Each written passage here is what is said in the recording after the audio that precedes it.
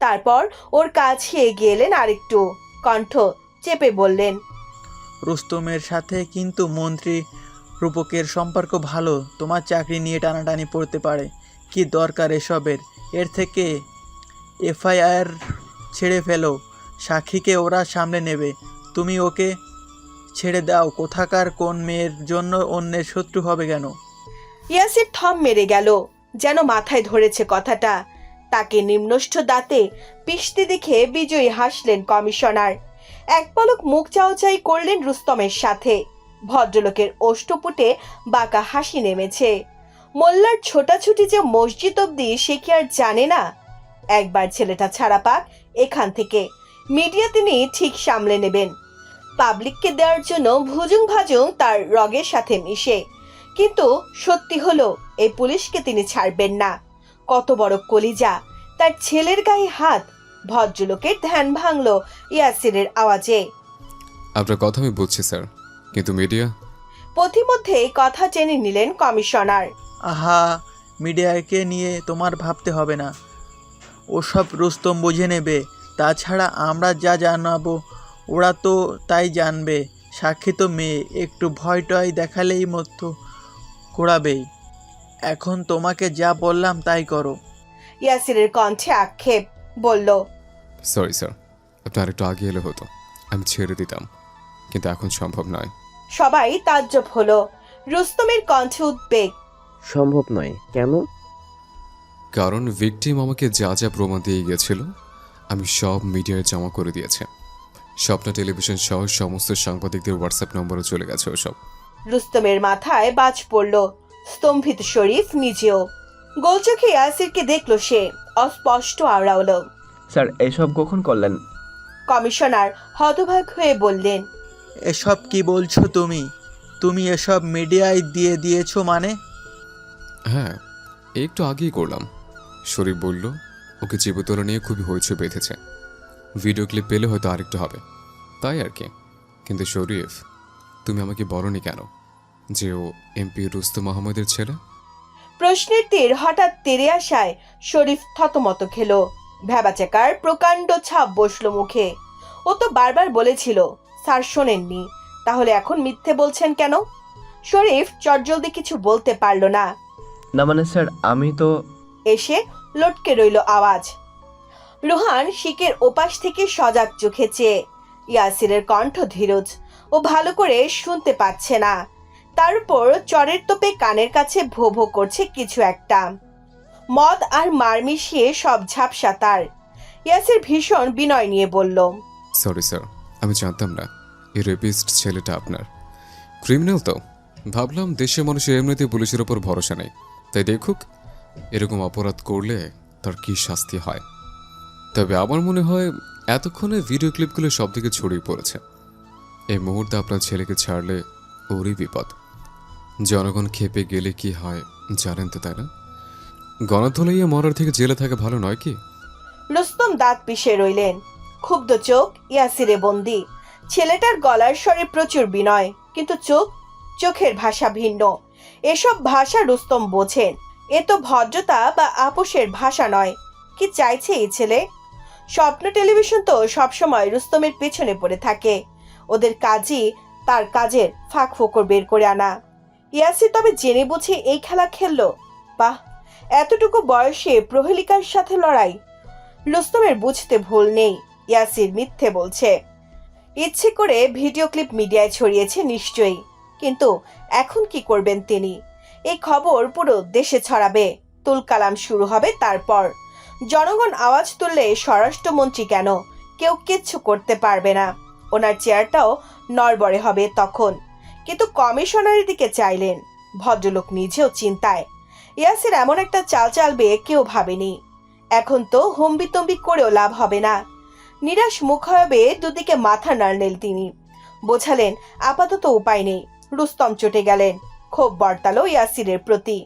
পরিবেশ পরিস্থিতি হেরে গেল মেজাজের কাছে। সবার সামনে আঙ্গুল তুলে বললেন, কামটা ভালো করল না অফিসার। এর মাসুল তোমারে কড়াই গন্ডাই বুঝামো। ইয়াসির হাসলো, ঠান্ডা হাসি। শরীফের মনে হলো এতটা শীতলতা হয়তো হিমালয়েও নেই। ইয়াসির ঘাড় নেড়ে বলল, আগে ছেলের পাপের মাসুল গুনুন, আমারটা গোনার সময় আপনাকে নিশ্চয়ই টাকা হবে। এনিওয়ে, সব কথা শেষ, ইউ মে গো নাও। হাত লম্বা করে সদর দেখালো সে। রুস্তম ফোঁস করতে করতে বেরিয়ে গেলেন। উদ্বেগী পায়ে পিছু নিলেন কমিশনার। বাবার প্রস্থান দেখে রুহানের আশায় আলোটা দপ করে নিভে গেল। শিকের বাইরে হাত দিয়ে আহাজারি করে চেঁচালো, ড্যাড ড্যাড, আমাকে নিয়ে যাও। কোথায় যাচ্ছ? এই পুলিশটা আমাকে মেরে ফেলবে তো। ইয়াসির দুই গাল ফুলিয়ে শ্বাস ফেলল স্বস্তি চেহারায়। শরীফের দিকে চোখ পড়তেই দেখলো সে হা করে চেয়ে। শুধু শরীফ একা? থানার প্রত্যেকটা মানুষের তাজ্জব দৃষ্টি তার উপর আটকে। ছেলেটার অস্বস্তি হলো। জিভে ঠোঁট চুবিয়ে বলল, এভাবে দেখার কি আছে? Get back to your work. এক কথায় নড়ে চড়ে উঠল সবাই। হতবুদ্ধি ভাব কাটাতে মাথা নেড়ে ফিরে গেল কাজে। শুধু শরীফ নড়েনি, ও সবকিছু বিশ্বাস অবিশ্বাসে ঝুলে আছে এখনো। ইয়াসিরের এইটুকু মাথায় এত বুদ্ধি! এর জন্যই সবকিছু ভিডিও করে রাখতে বলেছিল, যাতে ঝড় আসার আগে শেষ খুঁটিটা মাটিতে পুঁতে ফেলতে পারে। এখন তো এই খবর প্রত্যেকটা চ্যানেলে শিরোনাম হবে। না, রুহান আহমেদের জামিন হওয়ারও কোনো সুযোগ নেই। আচমকা ইয়াসির পিছু ফিরে চাইল। দূরদর্শী চোখ দুটো তড়াক করে এসে বর্তালো তুষির পানে। ফ্যাল করে চেয়ে থাকা মেয়েটার কলিজা লাফিয়ে উঠল অমনি। হেলে থাকা শরীরটা তড়িৎ সোজা করে দাঁড়ালো সে। ইয়াসির নির্দেশ দেয়, একে বের করো। কনস্টেবল ছুটে এলেন, তালা খুললেন ঝটপট করে। তুষির এখন বুক ধরফর করছে, জল ছুলে গেছে কয়েক হাত। ওকেও কি মারবে নাকি? যদিও টুকটাক মারপিট জানে, কিন্তু এমন দামড়া পুলিশের সাথে পারবে? শরীরে তো মাংসের দোকান, বাহু দুটো কি ফোলা ফোলা। ও বাবা, না না, এমপির ছেলেকে যে চর মেরেছে, অমন একটা ওকে মারলে তুষির চ্যাপ্টার এখানেই শেষ। মেয়েটা নীরবে মাথা নাড়ল কয়েকবার, মনে মনে বলল, নো তুষি নো, এর সাথে কোনো চোটপাট করা যাবে না। জেন্ডার হয়ে থাক। ও ভয়ে ভয়ে বাইরে এসে দাঁড়ালো। চোখটা ঠিক এসে বিঁধল ইয়াসিরের ইউনিফর্মে। বুকের এক পাশে ছোট নেমপ্লেট লেখা ইয়াসির। তুষি নামটা মনে মনে পড়ল ভেঙে ভেঙে। রসুই, অন্তস্তিয়া আকার, শয়ে ইকার, র, ইয়াসির। সে পুরুষ, ওর পা থেকে মাথা অবধি দেখলো ততক্ষণে। এক ভ্রু উঁচিয়ে বলল, কি সমস্যা? থানার মধ্যে চেঁচাচ্ছিলে কেন? তুষি কি বলবে? হৃৎপিণ্ডের লাফে ঝাপে ও তো কিছুই শুনতে পাচ্ছে না। শিষ্টতার প্রয়াসে মাথা নোয়ালো শুধু। জলদ গম্ভীর প্রশ্নটা ছুটে এলো তখনই। কি নাম? ও ঢোক গেলে বলল, তুষি। পুরো নাম? মেহরিন রহমান তুষি। বয়স? মনে হয় 19, না না 20, না না না না না 21ও হতে পারে। ইয়াসির আশ্চর্য চোখে বলল, নিজের বয়স জানো না?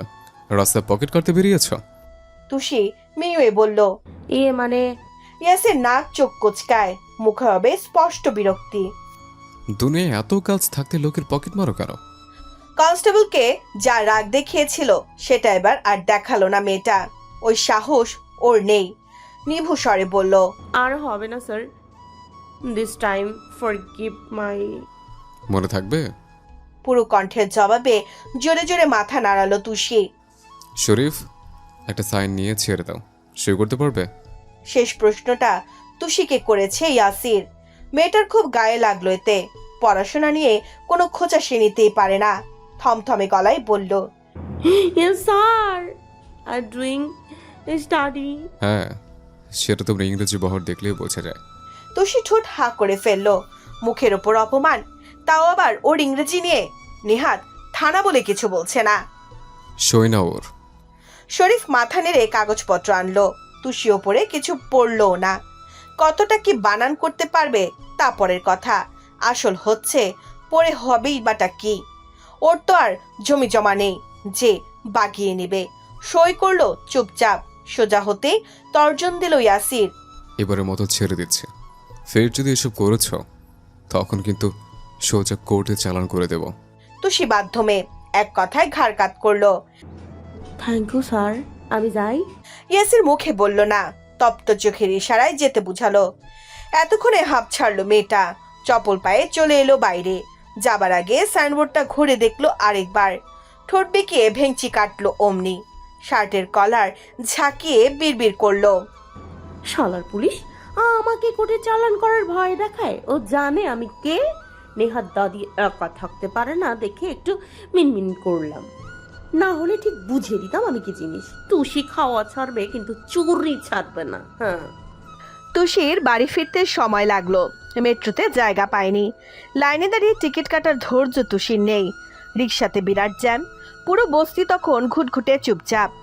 এখানে আবার 11টা বাজতেই সবার দৌড়ের খিল টেনে দেয়।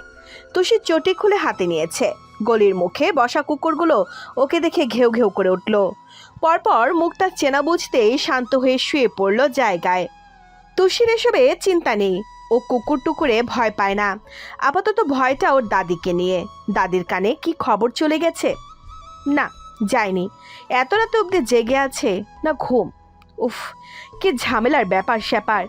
তুষি খুব আস্তে টিনের দরজাটা ঠেললো হাত দিয়ে, পাছে শব্দ না হয়। এ বাড়িতে দরজা খোলা থাকলেও যা, বন্ধ থাকলেও তাই। চোরের ভয় নেই। কি নেবে চোর? ঘটিবাটি ছাড়া তো কিছুই পাবে না। ঘরের ভেতরের টেবিলটা দরজার সোজাসুজি বসানো। ওতে এক টুকরো ডিমবাতির মতো হারিকেন জ্বলছে। আস্তে ধীরে দম ফুরিয়ে আসছে বোধহয়। তুষি জিভ কাটলো। এহে, দাদি তো বিকেলে কেরোসিন আনতে বলেছিল। পকেট মারার লোভে ও সব ভুলে গিয়েছে। ভালো করে চোখ ঘুরিয়ে ঘুরিয়ে দেখলো পুরো ঘর। খাটে মশারি টাঙানো, তার মানে দাদি ঘুম। যাক, ভালোই হয়েছে। তুষি দৌড় চাপালো খুব আস্তে। খিলটা তুলে ফিরতেই চমকালো অমনি। মুখের সামনে থান পড়া বৃদ্ধা এসে দাঁড়িয়েছেন। হঠাৎ দেখায় ভরকালো তরুণী। হকচকিয়ে পেছালো এক পা। বুকে থুতু ছিটিয়ে বলল, হোয়াট ইজ দিস দাদি? এভাবে কেউ সামনে স্ট্যান্ড করে? ভয় এক্ষুনি ডাই করে গেলে কি হতো? হাসনাবানোর চোখ মুখ শক্ত। কথার উত্তর দিলেন না, পাল্টা প্রশ্ন করলেন, তুই এত রাত পর্যন্ত কই ছিলি? তুষি জিভে ঠোঁট ভেজায়। দাদিকেও ভয় পায় না, কিন্তু মান্নি করে। সেটা হলো ভালোবাসার মান্নি। এই মানুষটা ছাড়া তো আর ওর এই সাতকুলে কেউ নেই। দাদির চেহারার দশায় যা বোঝার বুঝে ফেলল মেয়েটা। নির্ঘাত বাবলু টিনটিন দায়িত্ব নিয়ে উপকার করে গেছে। ওদের সামনে থেকেই তো ওই বদ পুলিশ ওকে খপ করে ধরেছে। মেয়ে পুলিশটা টানতে টানতে তুলেছে জিপে। ছি, ইজ্জত বলতে তুষির কিছু রইল না। কালো বস্তিতে মুখ দেখাবে কেমন করে? তুষি দাঁত দিয়ে নখ কাটছিল। হাসনা বানু স্বর উচালেন, কথা কস না কে? পুলিশে ধরছিল তোরে? এত রাত পর্যন্ত থানায় ছিলি? ও সময় নিয়ে বলল। অমনি ঠাস করে চড় মারলেন বৃদ্ধা। ঠিক তুষির গাল বরাবর লাগলো গিয়ে। চোটে বললেন, কতবার কইছি এইসব কাম সার, চুরি চামারির দরকার নাই। আমি যে বাসাত কাম করি ওই বাসায় যাই। অন্তত খাইয়া পইরবার বাইসা থাকবো দুইজনে। না হুন বড় আমার কথা। আজ যদি হাজত দিয়া সারানা পাইতি কি হইতো তাইলে? চরটা হাসনা জোরে মেরেছেন, কিন্তু তুষিকে দেখে মনে হলো ওর গায়ে লাগেনি। হাত দিয়ে গাল ঘষলো। ব্যথা পাওয়ার দুঃখ নেই চোখে।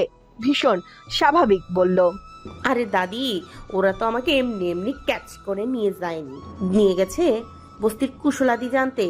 দে গিভিং মি রেসপেক্ট। হ্যাঁ, চেয়ারে বসিয়েছে, টিটিং করিয়েছি কি যে খাতির। What you want your? আর কিছু চাই? কষে এক ধমক দিলেন হাসনা। চুপ কর, সাপাবাজি অন্য কোনো হানি করবি। পুলিশ তোরে নিয়া ম্যাডাম ডাকছে। এই গল্প আমারে কইলি ভালো, অন্য কারোরে কইস না। পাগল বুইজা গারদে হান্দায় দিয়াইব। গারদ শুনে তুষির হাজতের কথা মনে পড়ে গেল। চোখে ভাসল ইয়াসিরের কটমটে মুখ, সাথে রোহানকে ঠাটিয়ে থাপ্পড় মারার দৃশ্য। কেমন ছিটকে গিয়ে দেয়ালের সাথে বাড়ি খেলো ছেলেটা। হাতে কত জোর হলে মানুষ অমন থাপ্পড় মারতে পারে?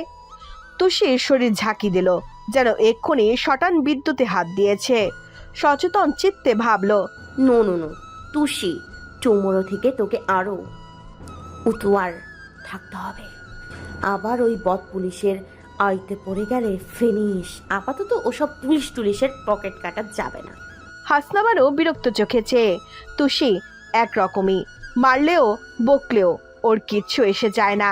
অথচ মেয়ে মানুষ হয় কাদার মতো নরম। কাঁদে, দুঃখ পায়, খিলখিল করে হাসে। আর এটার মাঝে ওসবের কিচ্ছু নেই। কাঁদেও না কখনো। চুলগুলোতে হাসনাত জোর করে তেল দিয়ে দেন, বেঁধেও দেন রোজ সকালে। তুষি তো জামা কাপড় পরেই খালাস। নিজের দিকে কখনো তাকায় ভালো করে? কোনোদিন ঠোঁটে একটু লিপস্টিকও পরেনি। ক্রিম লাগায় ঠিকঠাক? না, তাও না। মেয়েটা বড্ড ডান পিঠে, যেন ভুল করে ছেলের জায়গায় মেয়ে জন্মেছে। হাসনা বানু ভাবেন, খুব ভাবেন এই মেয়েটাকে নিয়ে। দেখতে সুন্দর, যত্ন নিলে রুকখানা চাঁদের মতো দেখাতো, কিন্তু তা তো আর হয় না। আচ্ছা, তুষিকে তিনি শ্বশুরবাড়ি পাঠাবেন কি করে? একটা ভালো বর জুটবে ওর? কে বিয়ে করবে ওকে? ততক্ষণে সামনে থেকে সরে গেছে তুষি। কাঠের আলনায় যেখানে ওর জামা কাপড় রাখে, সেখানের ওপরে একটা প্লাস্টিকের হুক টানানো। তুষির শার্ট ওটাতেই থাকে। ওর পরনেরটা খুলে চেয়ারে রাখলো। নিচে এখন ঢোলা টি শার্ট আর জিন্স। ফর্সা মুখটা দেখে হাসনা বানুর মায়া হলো। আর কিছু বললেন না এ নিয়ে।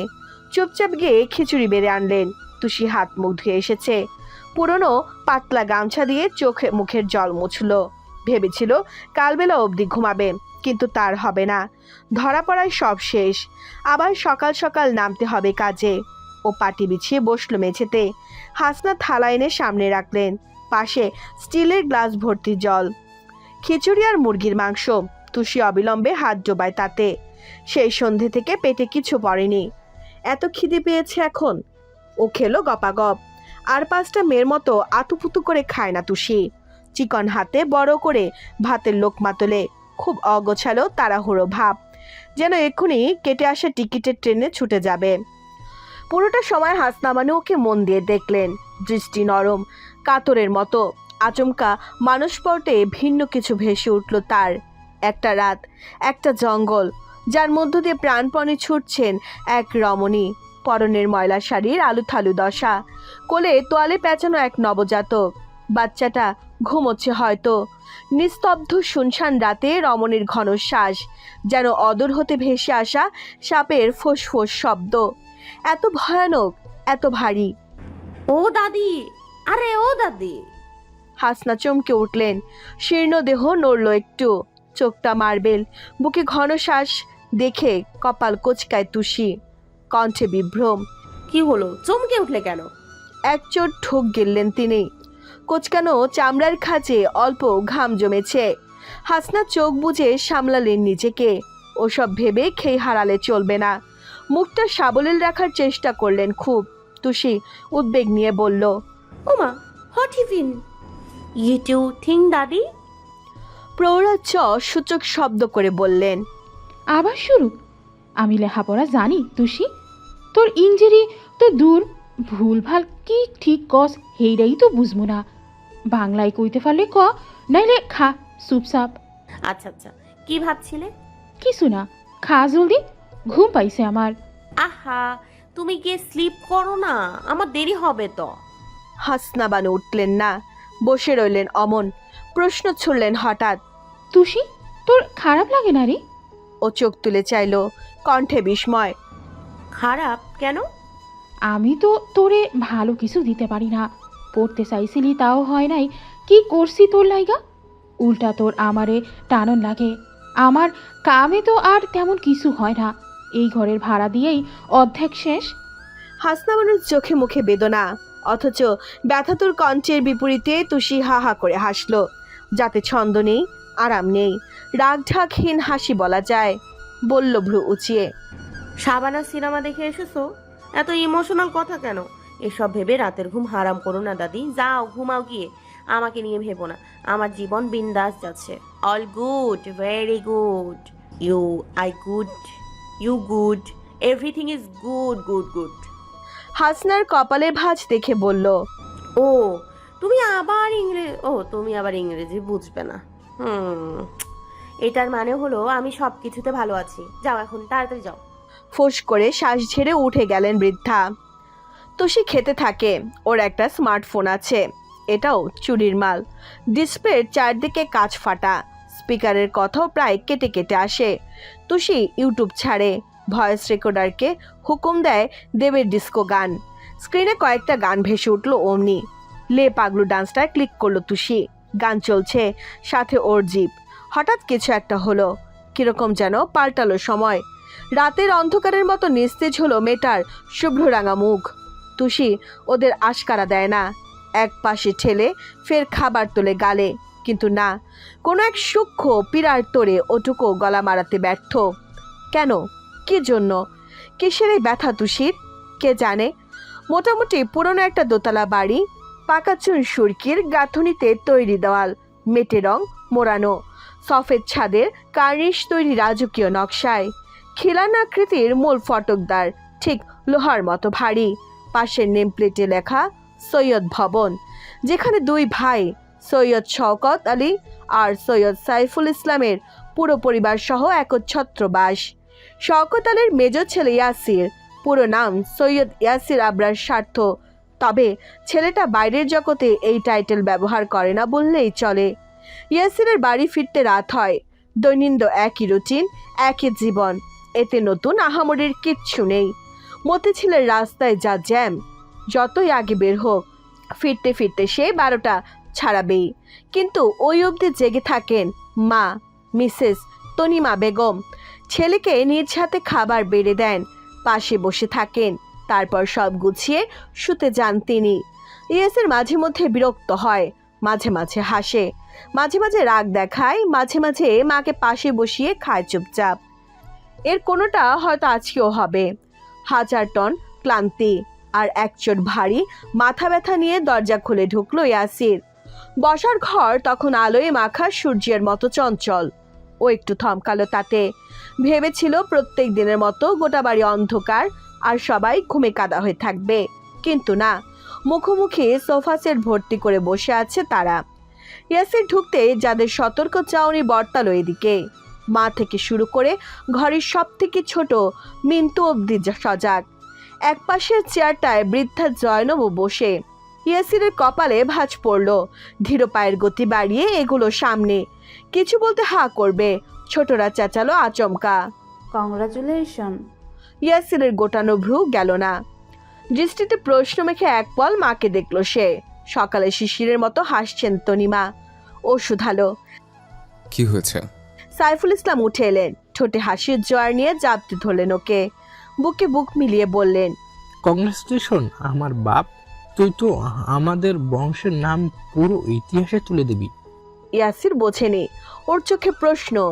ইউষা লাফিয়ে চড়িয়ে বলল, ভাইয়া, তোমাকে নিয়ে তো পুরো টিভি চ্যানেলে হইচই পড়ে গেছে, সেই সন্ধ্যে থেকে সব চ্যানেলে তোমার খবর। ইয়াসিরের চেহারায় টান বসলো, কৌতূহল মিটে যাওয়ার প্রলেপ হিসেবে একটা ছোট্ট শ্বাস ফেললো শুধু, নিষ্প্রভ আওড়ালো। ও, এই সামান্য কারণে সবাই এত রাত অবধি জেগেছিলে? সাইফুলের স্ত্রী রেহুনুমা, তিনি বললেন, এটা তোর কাছে সামান্য স্বার্থ? তুই জানিস তোকে এভাবে দেখে আমাদের কত আনন্দ হচ্ছে। মেজো ভাই, আমার কাছে এসে বসো তো একটু। যে মার মারলে ছেলেটাকে হাত টাত ব্যথা করলে টিপে দেই। ইয়াসির হাসলো। জয়নব হাতটা ওর চুলে রাখতেন। ইয়াসিরের গায়ের রং হলদে, মাথা ভর্তি ঘন চুল, তবে ডিউটির তাগিদে ছোট করে কাটে। কুচকুচে চোখ দুটো খুরের মতো ধারালো, সব থেকে আকর্ষণীয় তার লম্বা উঁচু নাক, তুলনায় অবর্ণীয়। মানুষটার পানে একযোগে চেয়ে রইল আইরিন। ও ইয়াসিরের ফুপুর মেয়ে, বেড়াতে এসেছে কিছুদিন হলো, কিন্তু এর মাঝের এক আমূল সত্যি, আইরিনের নিবিষ্ট মনের আবিষ্ট ধ্যানের পুরোটা জুড়ে ইয়াসির, যাকেও মন থেকে চায় সব সময় সবক্ষণে, কিন্তু কোথাও যেন হাইফেনের মতো একটা লম্বা বাধা। আইরিন চাইলেও মুখ খুলতে পারে না। এই যে ওর সামনে ইয়াসিরের জন্য মেয়ে দেখা হলো, হা হুতাশে ভেতর ভেতর বুক চাপড়ালো মেয়েটা।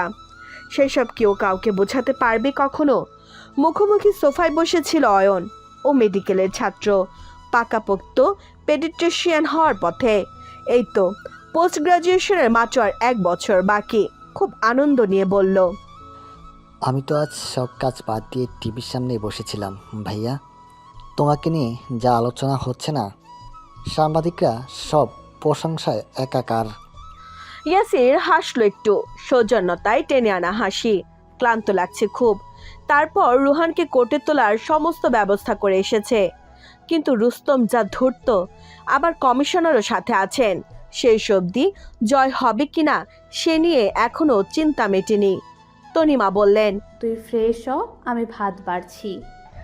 আপা পরে যাও না, আগে ওই আলাপটা সারি। আরিনের মুখটা বিবর্ণ হয়ে গেল, বুকটায় দুম করে লাগলো কিছু।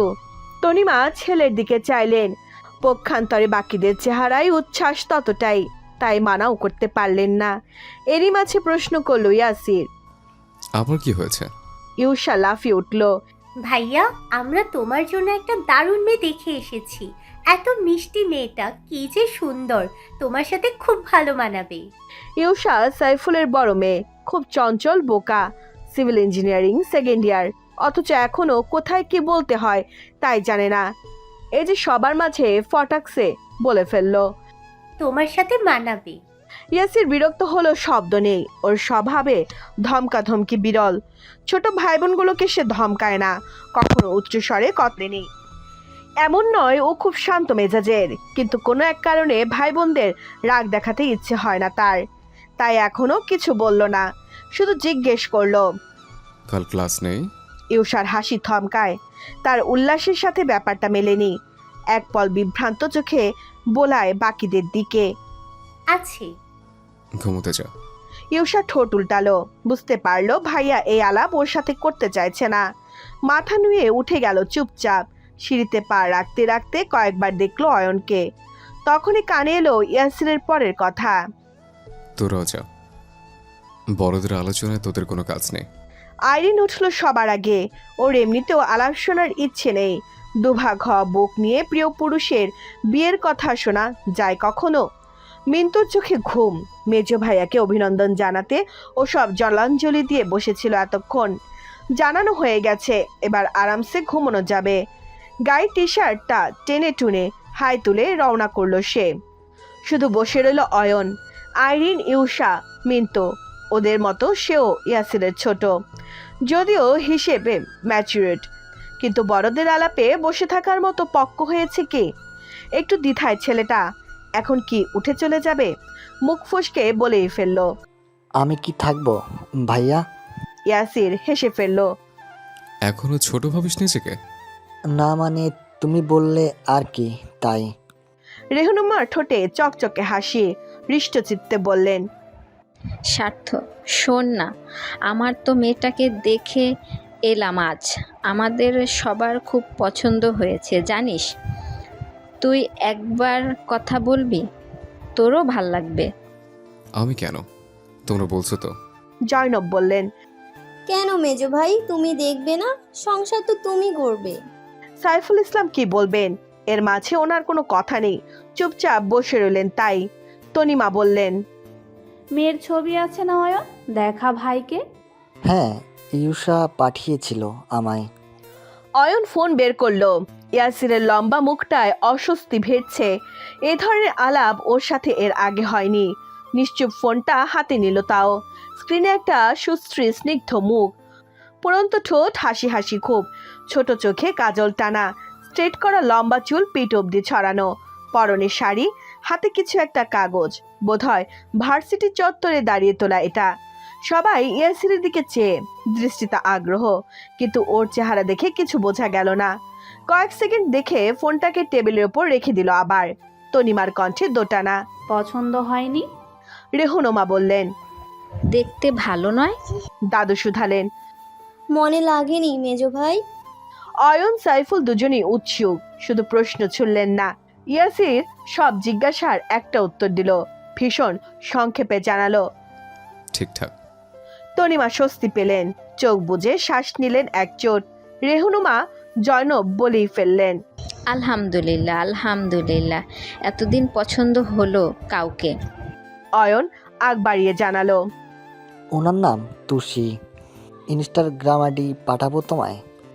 ইয়াসিরের ভ্রু বেঁকে গেল। তুষি, এই নাম কোথাও শুনেছি হয়তো, কিন্তু সারাদিনের ব্যস্ততায় চট করে মাথায় এলো না। মাকে বলল, আমি ফ্রেশ হই, খাবার দাও, এসব নিয়ে পরে কথা হবে। ছেলেটা ঘরের পথ ধরল। সিঁড়ি বেয়ে ওঠার সময় হঠাৎ সামনে পড়লেন শওকত। অনেকক্ষণ ধরে দাঁড়িয়ে তিনি। ইয়াসির বাবার পা জোড়া দেখল, অথচ চোখ তুলল না। থামল না। শওকত কিছু বলতে চাইছিলেন, মুখে আবেশে ছাপ পরিষ্কার, কিন্তু ইয়াসির পাশ কাটালো এমন ভাবে যেন কেউ নেই, কিচ্ছু নেই এখানে। শওকতের মুখটা শুকিয়ে যায়, হতাশার প্রলেপ স্পষ্ট। ছেলেকে সন্ধ্যা থেকে টিভিতে দেখেছেন, নিকটস্থ কত মানুষ প্রশংসা করলো ওর সাহসিকতার। এ ফোন করছে, ও করছে ফোন। ভদ্রলোক খুব ছটফট করছিলেন একটু কথা বলার আশায়, অন্তত একটা অভিনন্দন জানাতেন ইয়াসিরকে। কিন্তু শওকত দীর্ঘশ্বাস ফেললেন। হঠাৎ চোখ পড়ল নিচে, তনিমা এদিকেই চেয়ে, মুখটা কালো। স্বামীর চোখের নিশানায় সেটুকু বাড়ল বই, কমেনি। তবে বললেন না কিছু, মাথা নুয়ে চুপচাপ খাবার ঘরে গেলেন। তার পেছনে রেহুনুমা গিয়েছেন সাহায্য করার তাগিদে। শওকতের বুকের ব্যথা বাড়ল, কিলবিল করলো অকথ্য কিছু। ঈদ, কোরবানি, প্রত্যেকটা জায়গায় যখন বাবা ছেলের মিলন দেখেন, তার এই ব্যথার পাহাড় ছাপিয়ে যায়। অয়ন কাছে আসে, কথা বলে, খায় বাবার সাথে। কিন্তু ইয়াসির আজ ঠিক বছর ধরে শওকতের সাথে মুখ বন্ধ ওর। হিসেব নেই, কোনো হিসেব নেই। সকালবেলার নরম সূর্যটা সৈয়দ ভবনের ঠিক ছাদের ওপর দাঁড়িয়ে। অল্প স্বল্প রোদ পড়েছে আজ, তবে গরম তেমন নেই। বাড়ির বাইরেটা শান্ত চুপচাপ হলেও ভেতরে হুলস্থুল বেঁধেছে নাস্তা নিয়ে। প্রত্যেক সকালেই হয় এমন। ছেলেমেয়েরা যে যার কাজে যাওয়ার সময় দুই রমণী দাঁড়াবার ফুসরত অবধি পান না। রেহনুমা রান্নাঘরে ব্যস্ত, সাথে গৃহকর্মী আছেন। তনিমা বেগম খাবার টেবিলের এখানটায়। পা জিরোচ্ছে না ওনার, ছুটে ছুটে বারবার এটা সেটা আনছেন। শওকত আলী, সাইফুল দুজনই আজ বাড়িতে। পেশায় শওকত আর্মি অফিসার ছিলেন, অবসর নিয়েছেন 1 বছর হবে। সাইফুল ইসলাম গ্রামীণ ব্যাংকের কর্মকর্তা। গড়িয়ে আসা বেলা দেখে ঠাউর হলো 10টা বাজবে হয়তো। দুজনে খেতে নামবেন একটু পর। আবার অয়ন, মিন্তু ওরাও তো বের হবে। মিন্তুর গায়ে স্কুল ইউনিফর্ম, ক্লাস 9-এ পড়ে সে। দেখতে ভালো, গোলগাল মুখ, তবে ভীষণ চালাক। বাদরামিতে এগিয়ে থাকলেও ক্লাসে পরিচিতি ব্যাকবেঞ্চার নামে। আজ অব্দি ওকে সামনে বসতে দেখা যায়নি। প্রতি পরীক্ষায় টেনে টুনে পাশ করা মিন্তুর কাছে ডাল ভাতের মতো। তার ফার্স্ট ক্লাস দুষ্টুমিতে অতিষ্ঠ হয়ে ক্লাস টিচার যে কতবার অভিভাবক ডেকে পাঠিয়েছেন, এজন্য ভাই বোনদের কাছে সে বিশেষ পাত্তা পায় না। ইউসাই তালিকায় সব থেকে এগিয়ে। একই মায়ের পেটের বোন হয়েও যে কি দূরছাই করে ওকে। মিন্তু পোড়া শ্বাস ফেলে চেয়ারে বসলো। অয়ন বের হবে, দেরি হয়েছে অনেক। খুব তাড়াহুড়ো করে কাপের চা শেষ করলো। উঠে দাঁড়াতে বাদ সাধলেন তনিমা, কণ্ঠে উদ্বেগ। বের হচ্ছিস? দাঁড়া দাঁড়া। কাজ ফেলে এগিয়ে এলেন তিনি। ফিসফিস করে দোয়া পড়ে ছেলের গায়ে মাথায় ফু দিলেন কয়েকবার। অয়ন হেসে ফেলল। মামুনি, আমি প্রথম পরীক্ষা দিতে যাচ্ছি না, রিল্যাক্স। পরীক্ষা পরীক্ষায় হয় বাবা, প্রথম শেষ বলে কিছুই নেই। ভালো করে মন দিয়ে লিখবি, তাড়াহুড়ো করবি না, কেমন? মিন্তু খেতে খেতে বলল। বড় মা তুমি এমন ভাবে বলছো যেন ছোট ভাই ক্লাস 6-এর এক্সামে বসবে। ওটা বড় ভাই ক্লিনিক টেস্ট। ছোট ভাই এখন বড় হয়ে গেছে, ওর আদরটা ওকে না দিয়ে আমাকে দাও, তা তো পারো। তনিমা হাসলেন। মিন্তুর গালটা টেনে বললেন, তোকে কি আমি কম ভালোবাসি? তা বাস, কিন্তু সারাদিন মা আর বোন কাছে তো সে মুখ চামটাই খায়। তুমি ওটা বেশি করে পুষিয়ে দিলে তাও তো হিসাব মিলে যায়। ওদের কথার মাঝে অয়ন হাত ঘড়ি দেখলো। চোখ তুলে দোতলার ঘরটায় নজর ফেললো আরেকবার। মেজো ভাইয়া রাতে বলেছিল একসাথে বের হবে, এখনো আসছে না যে। বেলা তো কম হয়নি। ভাবনার মাঝে ওর খেয়াল পড়লো গলায় স্টেথোস্কোপ নেই। নির্ঘাত তাড়াহুড়োয় ঘরে ফেলে এসেছে। চসূচক শব্দ করে বলল, ওহো মামুনি, আমার স্ট্রে। তক্ষুনি ওপর থেকে দৌড়ে নামলো ইউষা। দুরন্ত পায়ে এসে দাঁড়ালো অয়নের সামনে। লম্বা শ্বাস টেনে টুনে বলল, এই যে ফেলে যাচ্ছিলে। অয়ন চমৎকার করে হাসলো। স্টেথোস্কোপ নিয়ে ঝোলালো গলায়। Thank you. তুমি এত লক্ষ্মী না উষা, মাঝে মাঝে মনে হয় তুই আছিস বলে আমি ইচ্ছে করে সব ভুলে যাই। ইউষা লজ্জা পেল। শ্যামলা গাল দুটো রক্তের মতো লাল হলো আরো। মনে মনে ভাবলো, লক্ষ্মী মেয়েদের বেশিক্ষণ চোখের সামনে ফেলে রাখতে নেই অয়ন ভাই, চট করে বিয়ে করে ফেলতে হয়। ডাক্তারি বোঝো আর এটা বোঝো না। মিন্টু ঠোঁট উল্টে বলল, কি খারাপ রে তুই আপা, আমি তোর একটা মাত্র ছোট ভাই, অথচ তুই আর খোদায় আমাকে একটা বইও এগিয়ে দিসনি, আর আয়না বাইয়ের জন্য পারলে পানির বোতলটা টেনে নিস।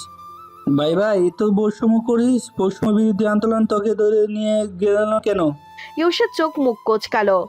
মিন্টুর মন খারাপ গেল না, দুঃখী দুঃখী মুখ করে চোখ তুলল আকাশে, বলল, ইয়াল্লাহ, এই বোন আমার চাই না, হয় এটা আমার প্রতি যত্ন দাও, না হে তুলে নাও, তুলে নাও, তুলে নাও, তুলে নাও। ওকে তেরে আসতে দেখেই কাঁধ ব্যাগটা তুলে ছুট লাগায় মিন্টু। তনিমা হাত ছুড়লেন। আরে খাবারটা তো শেষ করে যা। মিন্টু ছুটলেও জবাব দিয়ে গেল। ইউসা চেঁচিয়ে ওঠে, মিন্টু, আমি ডাইনি, বাড়ি আসবি না তুই? মজা দেখাবো তখন। মিন্টু ওসব শোনেনি, সে দৌড়ে বাড়ি ছেড়ে গেছে। অয়ন হাসলো মাথা নেড়ে। ইউসার রাগটা দপ করে নিভে গেল তাতে। অয়ন দেখতে সুন্দর, স্বাস্থ্য ভালো, সাথে ফর্সা শরীরের উপর সাদা শার্ট পরেছে, হাতে অ্যাপ্রন, গলায় স্টেথোপ। ইস, এত ভালো লাগছে দেখতে। ইউসার মনটা আরেকবার মুগ্ধতায় থুবড়ে পড়ল মাটিতে, ঠিক যেমন পড়েছিল অয়নের প্রতি অনুভূতি হবার পর। বয়ঃসন্ধির সময় সীমায় এসে যে পুরুষকে তার মনে লেগেছে সেই তো অয়ন। ইউসার সকাল বিকাল রাত, ইউসার প্রহর, ইউসার মুহূর্ত, ইউসার গোটা জীবন। অয়ন অপেক্ষায় ক্লান্ত হয়ে ধপ করে বসে পড়ল আবার। মাকে বলল, মামুনি একটু ভাইয়াকে ডেকে দাও না। তনিমা কাজ করছিলেন, ইউসাকে বললেন, যা তো, সার্থকে ডেকে নিয়ে আয়। মেয়েটা তখন গভীর ধ্যানে, নেত্রমণি অয়নি আটকেছে। তনিমা সাড়া না পেয়ে বাহু ছাকালেন। কি রে, যা। নড়ে উঠল ইউসা। হ্যাঁ। পা বাড়িয়েও থামল সে, বোকা চোখে বলল, কোথায় যেন যাব? ও মা, এই তো বললাম সার্থকে ডেকে আনতে, এরই মাঝে ভুলে গেলি? রেহনুমা সদ্য এ ঘরে এসেছেন, শেষ কথাটা শুনি বললেন, ভুলবে না? সারা দিন ফোন টিপলে মাথায় ব্রেন বলতে কিছু থাকে? কোনো দিন দেখবে মাথার ঘিলুর সাথে রক্তটাও চুষে খাচ্ছে। ও যে এখনো বেঁচে আছে এটাই তো অনেক আপা।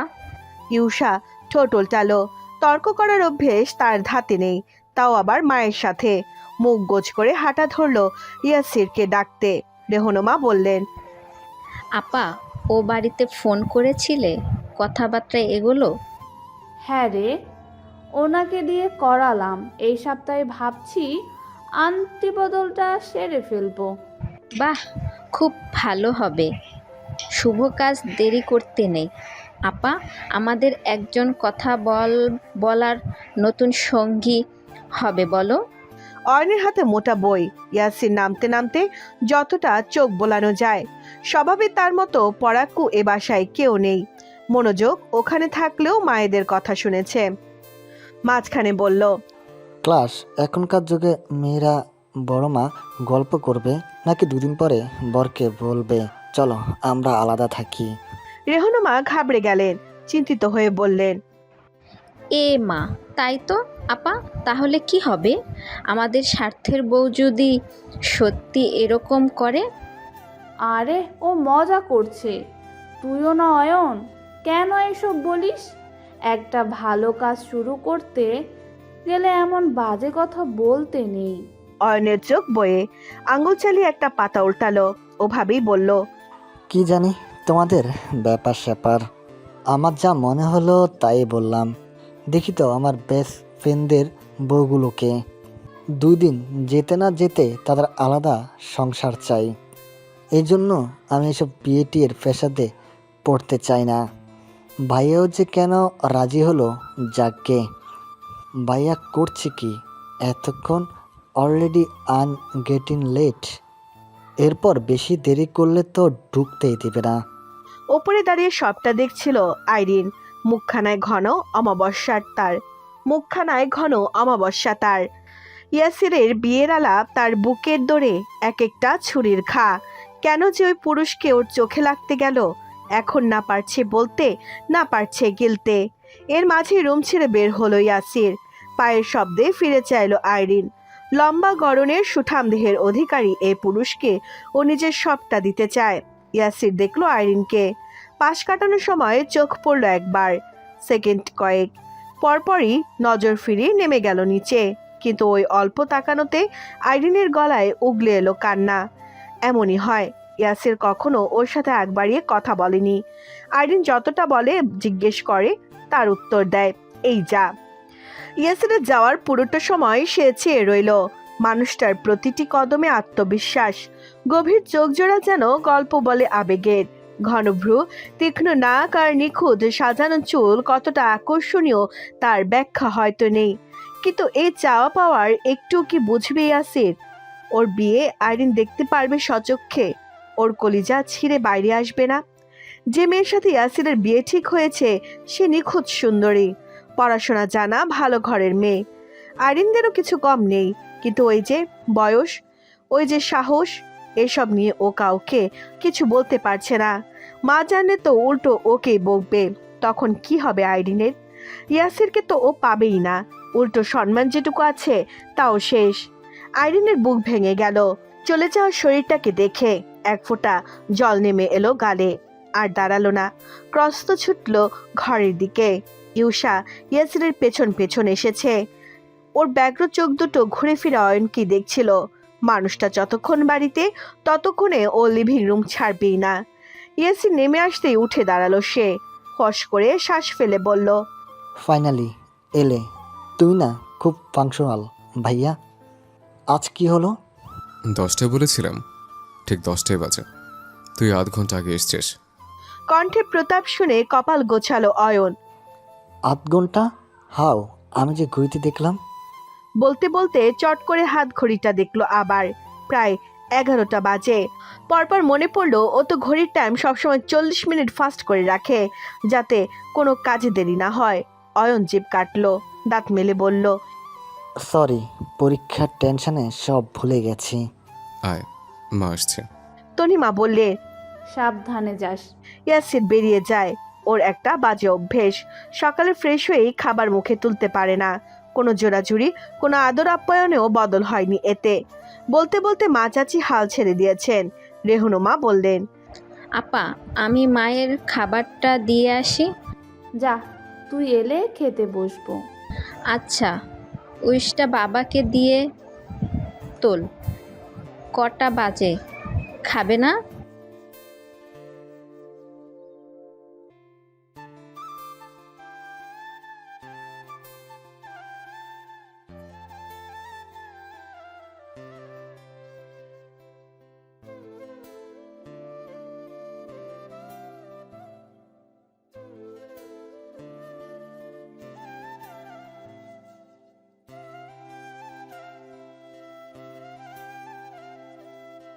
প্লেটে রুটি ভাজি গুছিয়ে ভদ্রমহিলা সিঁড়ির পথে চললেন। তনিমা একটু থাল বাটি নিয়ে গেলেন রান্নাঘরে। এখন বসার ঘর ফাঁকা। ইউষার হঠাৎ চোখ পড়ল সেন্টার টেবিলে গ্লাসটার ওপর। অর্ধেক পানি পড়ে আছে তলায়। এই গ্লাসে তো একটু আগে পানি খেলেন অয়ন ভাই। ইউষা চারপাশটা দেখলো, সতর্ক পায়ে গিয়ে তুললো গ্লাসটা। কেমন করে চোখের সামনে ঘোরালোটাকে। এই গ্লাসে অয়নের ছোঁয়া আছে, অয়ন আছে। ইউষা সলজ্জে হাসলো একটু, চুমুক দিয়ে ঢক ঢক করে খেয়ে নিল বাকিটা। লম্বা শ্বাস নিয়ে চুমু খেলো সেখানে। বুকে জড়িয়ে বিড়বিড় করলো, কি শান্তি, কি শান্তি। ইয়াসির পার্কিং থেকে বাইক নিয়ে এসেছে। অয়ন আবদার ছুড়ল, আজকে আমি চালাই। হঠাৎ? তুমি যে হিরো টাইপ, পিছনে বসলে আমাকে কি চোখে লাগবে? কোথায় শিখেছ যে বাজে কথা? ইয়াসিরের কণ্ঠে বিরক্তি। অয়ন হাসলো, দুষ্টুমি করে বলল, হিউম্যান বডি ইওর টাক্সারে পেয়েছি। ইল স্ক্যাল্পের ভিতরে এক কোনায় থাকে, তোমার লাগবে। ইয়াসির যুক্তিতে গেল না, চুপচাপ চাবিটা হাতে দিল ভাইয়ের। অয়ন সানন্দের সামনে উঠে বসে। বাইক চালাতে তার দারুণ লাগে। স্টার্ট দেওয়ার মাঝে ইয়াসির হেলমেটটা ওর মাথায় চড়িয়ে দিল। অয়ন পিছু ফিরে বলল, আবার এটা কেন? গরম তো। This is rules. পুলিশের সাথে যাচ্ছি তাও। ইয়াসির বলল, পুলিশ কেন? প্রাইম মিনিস্টারের সাথে গেলেও পড়তে হবে। The rules are equal for everyone. এখন চল। অয়ন আর কিছু বলল না, ঘাড় নেড়ে বাইক ছোটালো। গেট মারিয়ে যাওয়ার বাহনটাকে জানালার ফাঁক করে দেখলেন শওকত। তৃপ্তির মৃদু হাসিটা ছুটে এলো ঠোঁটে। ছেলে দুটো আজ নিজ নিজ জায়গায় প্রতিষ্ঠিত, একজন ডাক্তার, অন্যজন এএসপি। আজ যদি বড় ছেলেটাও থাকতো। শওকত ঢোক গিললেন, চোখ দুটো ভিজে গেল জলে। ইয়াসিরের বড় ভাই সায়ন, কত মেধাবী ছিল ছেলেটা, আজও থাকলে নিশ্চয়ই অনেক বড় হতো, এমন সুনাম করাতো। একটা ভুলের জন্য কোথায় কেমন জঘন্যভাবে মোড় নিয়েছে জীবনটা। শওকতের বুক জ্বালাপড়া করে, অনুশোচনার আগুন দাউ দাউ করে জ্বালিয়ে দেয় সব। তক্ষুনি ঘরে এলেন তনিমা। উঠেছো? আমি আরো ডাকতে এলাম। শওকত চোখ মুছলেন ব্যস্ত হাতে, ঘুরে চেয়ে বললেন, হ্যাঁ, ওই মাত্রই উঠলাম। ঠিক আছে, ফ্রেশ হবে তো? গিজার কিন্তু অন করেই রেখেছি। শওকত একটু থেমে বললেন, স্বার্থ দেখলাম বের হলো, খেয়েছে? না, ও তো সকালে খেতে পারে না, জানোই তো। বলল থানায় গিয়ে খেয়ে নিবে। তোমার নাস্তা কি ঘরে নিয়ে আসবো নাকি টেবিলে গিয়ে বসবে? টেবিলে দাও, স্বার্থ নেই যখন নিচে যাই। তনিমার সাবলীল চেহারা মুছে গেল সহসা। ইয়াসির কখনোই বাবার সাথে এক টেবিলে বসে না। শুধু টেবিল কেন, বাবার ছায়া মারাতেও আপত্তি তার। ভদ্রমহিলা আর্ত চোখে চাইলেন, শুধালেন ভেজা স্বরে, ছেলেটা এমন করে বলে তোমায় অনেক খারাপ লাগে, তাই না? শওকতের মুখে হাকার স্পষ্ট চাউনিতে কাষ্ঠ হেসে বললেন, খারাপ লাগবে কেন? কষ্ট হয় তনিমা। একটা ভুলের জন্য আমার নিজের ছেলে আমাকে ঘৃণা করে, এত বড় হলো, পুলিশ অফিসার বনে গেল, তাও কথা বলে না, বাবা বলেও ডাকে না অবধি। এতটা জ্বালা কি শুধু খারাপ লাগায় আটকে থাকে? তনিমা চুপ রইলেন। কথার জুৎসই জবাব জানা নেই, না আছে সান্ত্বনা দেওয়ার ভাষা।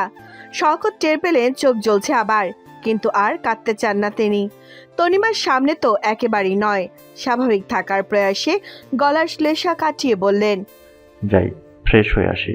স্ত্রীর পাশ কাটিয়ে ওয়াশরুম অব্দি গেলেন ভদ্রলোক। কি ভেবে ফিরে চাইলেন আবার, ডাকলেন আস্তে করে। তনিমা তাকালেন। হ্যাঁ, কিছু লাগবে? শওকত চটজলদি বললেন না, একটু সময় নিয়ে শুধালেন, মনে মনে তুমিও আমাকে অনেক ঘৃণা করো, তাই না? সকালবেলা বস্তির চিত্র মানে জনজীবনের কোলাহলময় সূচনা। ভোরের আলো ফুটতে প্রতিটি খুপড়িতে শুরু হয় দিনের প্রথম কর্মযজ্ঞ। ছোট ছোট ঘরগুলো চালের বাঁকে উনুনের ধোঁয়া উঠতে শুরু করেছে। পানির আশায় আবার লম্বা জোট বেঁধেছে কলপাড়ে। তুষি আজ আর পানি আনতে যায়নি, সে এখন ঘুমে। তাই হাসনা চলে গেলেন। তুষির ঘুম ভাঙল দরজায় টস টস শব্দে। একই টিনের দৌড়, দুয়ে গভীর নিদ্রা, সব মিলিয়ে মেয়েটার মেজাজ চটল খুব। উঠে এলো ধূপধাপ পায়ে। ওপাশে দুটো চেনা মুখ দাঁড়িয়ে, বাবলু আর টিনটিন। তুষি কপাল কুঁচকে বলল, তোরা এত মর্নিং মর্নিং কি চাই? ওরা যেন অবাক হলো। টিনটিন দুই ভ্রু উঁচিয়ে বলল, ওস্তাদ তুমি বাড়তে? বাবলু বলল, কখন আইলা? হো আল্লাহ, তুমি দেখি পুরাই ফিট। আমরা তো ভাবছিলাম পুলিশ তোমার ঘা দিয়ে অজ্ঞান বানাইয়া লাইছে। তুষি চোখ রাঙিয়ে বলল, সাতাপ, মাউথ বন্ধ। আমাকে ঘা দেবে কোন ব্যাটার কলিজা? হ্যাঁ, আর তোরা ও কথা কাল দাদিকে এসে বলে দিলি কেন? তোদের আমি বলতে বলেছিলাম? আমাগো কি দোষ? কবির চাচা রুডি আর চায়ের টেহারা লাইগা দৌড়ানি দিছে। তুমি তো কইছিলা তুমি দিবা, কিন্তু তোমার তো পুলিশ ধইরা নিয়া। তুষি ঠোঁটে আঙ্গুল চেপে বলল, সম্মান ইটিং করবি নাকি? হ্যাঁ, সবাই লিসেন করে নিলে সমস্যা না, এসব কথা কাউকে টেল করা যাবে না। ওরা ঘাড় নাড়ল। টিনটিন বলল, আচ্ছা, কিন্তু ওস্তাদ কবির চাচা কইলাম দেখা লাইছে, হ্যাঁ তো ওই পাড়ায় কইয়া দিছে, এখন কি হইব? ওসব তো ওদের ভাবতে হবে না। তুষি ঘরে ফিরে এলো। বাবলুরাও পেছনে আসে। তুষি টিনের বেড়ায় ঝোলানো ব্রাশদানি থেকে টুথপেস্ট তুলে লাগালো ব্রাশে। দাঁত ঘষতে ঘষতে বলল, আজ এই এলাকায় বসে থাকলে চলবে না, বুঝলি? ভাবছি মিডল মর্নিংয়ে শাহবাগের দিকে যাব, ওখানে ভালো পাখি পাওয়া যায়। ফের ঘাড় নাড়লো ওরা। তুষি তৈরি হলো। চুলগুলোয় টেনে টুনে ঝুটি করলো কোনো রকম। বুক পকেটে সানগ্লাস গেথে আঙুলে নাচালো। আয়। এক পাশে বাবলু, অন্য পাশে টিনটিন হাঁটছে। তুষিকে দেখে কয়েকটা ঘর থেকে মুখ বাঁকালেন কয়েকজন। তার চালচলনের বহরে বিরক্তি যাদের। তুষি যায় এলো না, কখনো আসেও না। সে সব সময় নিজের মতো দর্প নিয়ে হাঁটে। কিন্তু বাবলুদের এসবে কষ্ট হয়। ওস্তাদকে কেউ কিছু বললে খারাপ লাগে ওদের। আজকেও বলল, তিন্নির আম্মা তোমারে দেখলা কেমন করে, মহিলা একটা রিনা খান। টিনটিন সায় মেলালো। ঠিক কইছস, মনটা চায় এক কোপে গিয়া কল্লা কাটটা দেই। তুষি ধমক দিল। বিজ্ঞ হাব ভাব করে কিছু বলবে, কথা কেড়ে নিল টিনটিন। ওস্তাদ যা কইবা বাংলায় কও, তোমার ইংরেজি অর্ধেক কইরা বুঝি না। তুষি চোখ মুখ কোচকালো। ইংরেজি ছাড়া আমি কথা বলতে পারি, ঠিক আছে, তোদের জন্যই ডুইং ট্রাই। তারপর বলল, শোন, কে কিভাবে তোকে ভাবছে সেভাবে নিয়ে কখনো বসে থাকলে চলবে না। আমি পকেট মারি দেখে ওরা আমাকে পেছনে গালমন্দ করে, কানা ঘুষা করে আমাকে নিয়ে। তাতে আমার কি? আমি যদি ওদের কথা ধরে কাজ ছেড়ে দেই, ওরা কি আমার ঘরে দুটো ভাত দিয়ে যাবে? আর সব থেকে বড় কথা হলো, সামনে হাঁটতে গেলে পেছনের মানুষ কথা বলবেই, আরে আমি সেলিব্রিটি তুষি, আমাকে নিয়ে সমালোচনা না হলে চলে বল? সমালোচনার যোগ্য যে সমালোচনা পায় সে, বুঝলি? টিনটিন সানন্দে বলল, বুঝছি, একটাও ইংরেজি কও নাই, হেল্লাইগা আরো একটু বেশি বুঝছি। তুষি হেসে ফেলল। খেয়াল করলো বাবলুকে হা করে দেখছে, চোখে মুখে কি মুগ্ধতা। তুষি টোকা দিল মাথায়। হট হেপিন, এমন করে ছি করছিস কেন? বাবলু হাসি খুশি মুখ করে বলল, ওস্তাদ তোমার লগে থাকতে আমার এত ভাল লাগে কেন জানো? তুমি নায়িকাগো মতো সুন্দর কইরা কথা কও, আমাগো মতন জামুগা খামুগা কও না। এই বস্তিতে একমাত্র লোক তুমি, যার কথা খালি শুনতেই মন চায়। এত সুন্দর কথা তুমি কইতেও শিখেছো ওস্তাদ। বাবলু হাসি হাসি মুখ করে বলল। ওরা হাঁটতে হাঁটতে ইটের টিলার কাছে এসেছে। পাশের বিল্ডিং এর কাজ ধরবে বলে এগুলো একটার উপর আরেকটা জমিয়ে রাখা। তুষি এসে বসলো তার উপর, ভীষণ ভাবসাব নিয়ে বলল, সিনেমা দেখে। হেডি তো আমরাও দেখি ওস্তাদ, ওইবার পারি না তো। আরে আহামক, সবাই কি তুষি হতে পারে? সাদে কি বলি আমি সেলিব্রিটি? নেহাতেই ভুল করে বস্তিতে জন্মে গেছি, না হলে এই বস্তি কি আমাকে ডিজেব করে? হ্যাঁ, এক্ষুনি যদি এফডিসির দরজায় গিয়ে দাঁড়াই, পরিচালকদের লাইন লেগে যাবে আমাকে নায়িকা বানানোর জন্য। খালি তোদের ভালোবাসি দেখে যায় না। টিনটিন বাবলু একে অন্যের মুখ দেখে দেখে হাসলো। তুষি বুক পকেট থেকে সানগ্লাসটা নিয়ে পড়লো চোখে, উঠে দাঁড়িয়ে বলল, যাক ওসব বাদ, heavy time wasting, now I going, you want go, so come. তুষির আজ দিন ভালো, কাজে নেমেই ছক্কা হাঁকিয়ে ফেলেছে। সকাল থেকে 8টা পকেট হাতানো শেষ, যদিও তার মধ্যে 3টে পকেটই ফাঁকা। এরা কি বের হওয়ার সময় মানিব্যাগে একটু টাকা পয়সা নিয়ে আসতে পারে না? কিন্তু তাও কথায় বলে নায়ের চেয়ে কিছু থাকা ভালো। তুষি মন দিয়ে টাকা গুনছে। দুপাশে বাবলু টিনটিন বসে, ওদের মনোযোগও টাকার নোটে। সব মিলিয়ে টাকা 5,000 হলো। তুষি হিসেব মিলিয়ে আলাদা করলো সেসব। এর থেকে গোলাপ আর কবিরকে দিলে থাকবে 1,500। দাদিকে এখনো মালিক পক্ষ বেতন দেয়নি, রান্নার কাঠও ফুরিয়ে এসেছে। বাকি টাকা দিয়ে তাহলে আজ ঘরের সব দরকারি জিনিস কিনবে তুষি। ও সব টাকা পকেটে ভরলো। শুধু দুটো 100 টাকার দুটো নোট দুজনকে দিয়ে বলল, নে কিছু কিনে খাস। ওরা খুশি হয়ে গেল। ময়লা মুখখানা চকচকে হলো অমনি। বাবলু আনন্দে মাথা ঝাঁকিয়ে বলল, ওস্তাদ তুমি কও ভালো। তুষি মৃদু হাসলো, উঠে দাঁড়িয়ে বলল, তোরা থাক, আমি মানি নিয়ে আসি। বড় রাস্তার বাজারের পথ ধরলো মেয়েটা। ওটার পাশ দিয়ে মেন রোড গিয়েছে। ও সোজা গোলাপের দোকানে এলো। আজ কোনো কাস্টমার নেই। বসে বসে রেডিও শুনছে গোলাপ। বাংলাদেশের ম্যাচ চলছে হয়তো। গোলাপ মধ্যবয়সী পুরুষ, একটা বড় ভুঁড়ি আছে সামনে, বসলে সেটা কুমড়োর মতো ঝুলে থাকে। তুষি এসে দাঁড়ালো। কালো মোটা গোলাপকে দেখলো কিছুক্ষণ। এ বেটা ঘরে বউ রেখে ওর পেছনে ঘুরে বেড়ায়। নিহাত ধার জিনিসপত্র নেয় বলে কিছু বলে না, কিন্তু মেজাজ চটলে কবে এটার মেন পয়েন্ট থেতলে দেবে কে জানে। তুষি টাকা বাড়িয়ে ধরলো। নাও ইয়োর পাওনা টাকা। গোলাপ বিঘ্ন পেয়ে একটু মেজাজ খারাপ করলো। তুষিকে দেখতে সেসব উবে গেল, আবার ঠোঁটে চওড়া হাসি টেনে বলল, তুষি কেমন আছো? আমি অলওয়েজ গুড থাকি চাচা। নাও টাকা ধরো। Catch catch. আহা, আবার চষা, সেদিন না নাম ধরে ডাকলে, হমন ডাকো না। তুষি চসূচক শব্দ করলো। টাকা ধরো ধরো।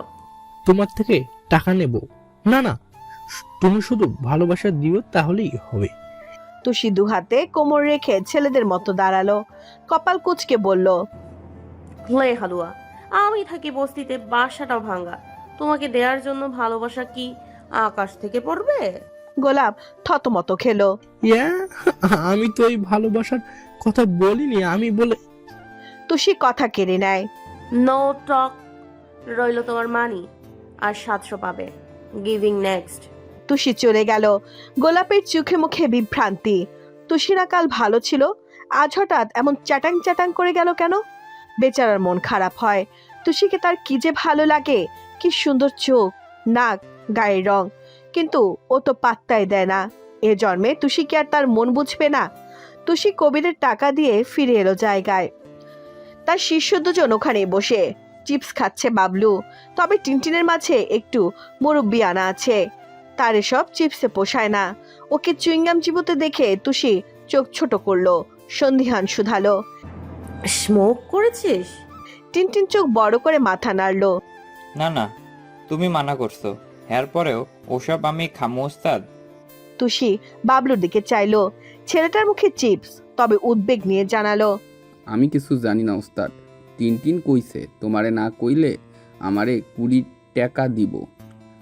অহন কইয়া দিলে তো আর টেহা পামু না, তাই আমি কমু না কিছু। ক্রস্ত ওর মাথায় চড় মারলো টিনটিন। রেগে রেগে বলল, হালার বলদা, কইয়া তো দিলি, 20টা জুতা দিমু তোরে। তুষি কটমটিয়ে উঠলো। পায়ের জুতোয় হাত দিতেই ছুট লাগালো টিনটিন। ও দমে নেই, পিছু নিল ওর।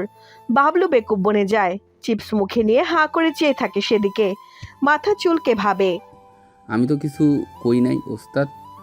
ওস্তাদ তাইলে কেমনে বুঝছে? তুষি টিনটিনকে ধরতে পারেনি। রোগা পাতলা ছেলেটা দৌড়ের তোপে হাওয়ায় মিলিয়ে গেল।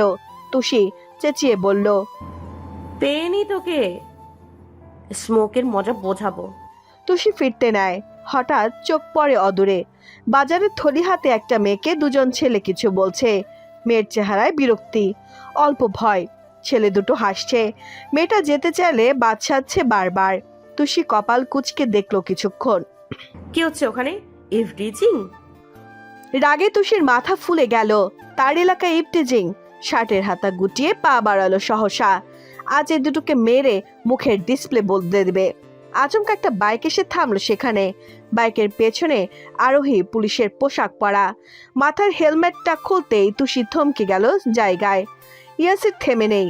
কেমন ঝড়ের মতো নেমেই ছেলে একটার গালে চড় মারলো, আরেকটার কলার ধরে খুশি বসালো মুখে। তুষির এগোনোর সাহস শেষ। ইয়াসিরের মারের হাত টনটনে। ওকে দেখলে যদি মেরে দেয়, বিড়বিড় করলো, ওরে বাবার রে বাবা, পালাই!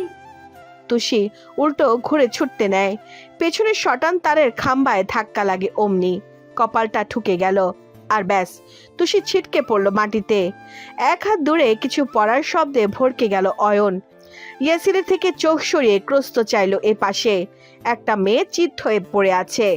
তাড়াহুড়ো করে বাইকটা স্ট্যান্ডে রেখে নামলো সে। তুষি ব্যথায় শেষ। পিছে লেগে পিঠের চামড়া আস্ত নেই। এরই মাঝে অয়ন কাছে ছুটে এলো, হাতটা বাড়িয়ে বলল, বললেন কি করে?